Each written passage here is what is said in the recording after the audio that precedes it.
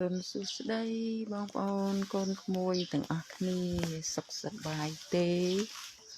បើកឡើងក្តៅចាស់ទៀតហើយបងប្អូនអើយព្រះអាទិត្យក្តៅណាស់អត់តែមេឃអត់ងងឹតគឺបើកឡើងក្តៅចាស់តែម្ដងបងប្អូនអើយក្តៅយ៉ាត់សុខភាពទាំងអស់គ្នាផងបងប្អូនកូនក្មួយធ្វើដំណើរទៅណាមកណាប្រកបសុវត្ថិភាពទាំងអស់គ្នាហេងជូនពរសំណាងល្អគ្រប់ក្រុមគ្រួសារគ្រប់ទទួលទានមានបាន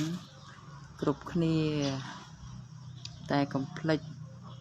ដឹងគុណឪពុកម្ដាយម៉ែឪឲ្យល្អផងនឹងប្រព្រឹត្តអំពើល្អមានសុខ